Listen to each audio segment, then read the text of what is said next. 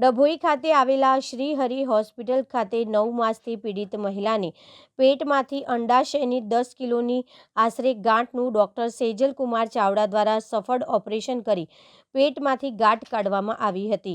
ડભોઈ શહેરના વેગાવાડીઓ ખાતે રહેતા મંજુલાબેન શંકરભાઈ સોલંકી ઉંમર વર્ષ 40 ને છેલ્લા 9 માસથી પેટમાં દુખાવો હોય પેટ ફૂલી જવાના કારણે ઘણી બધી જગ્યાઓ પર મહિલાએ ઈલાજ કરાવ્યો હતો।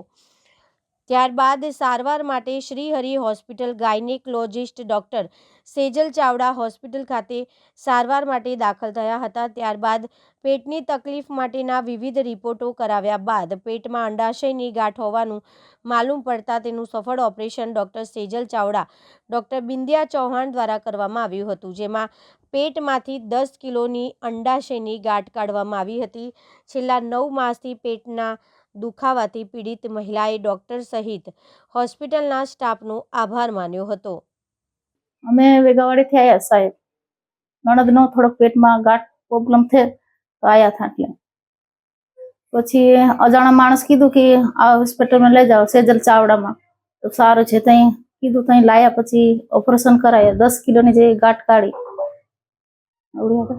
ભલે કેટલા મહિનાથી 9 મહિના થઈ ગયા।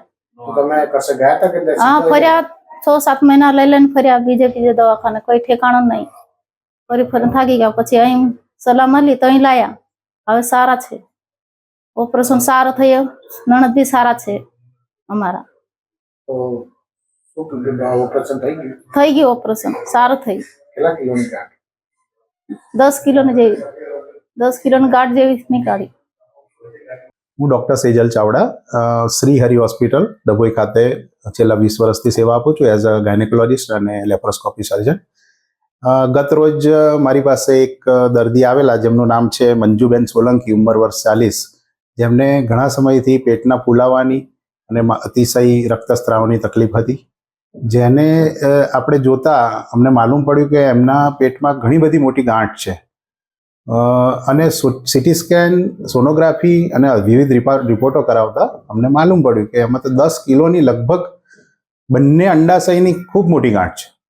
હવે એનું ઓપરેશન આપણે એમને સજેસ્ટ કર્યું અને અમે આજ રોજ એની લગભગ 3 કલાકની મહેનત પછી એની એ ઓપરેશન સફળતાપૂર્વક પાર પાડ્યું છે અને બેનની તબિયત ખૂબ સુધારા અને સ્વસ્થ છે અત્યારે, અને એ લગભગ આશરે 10 કિલોની ગાંઠ થવા જઈ રહી છે અને અત્યારે દર્દી છે એ ખૂબ ભયમુક્ત અને સ્વસ્થ છે।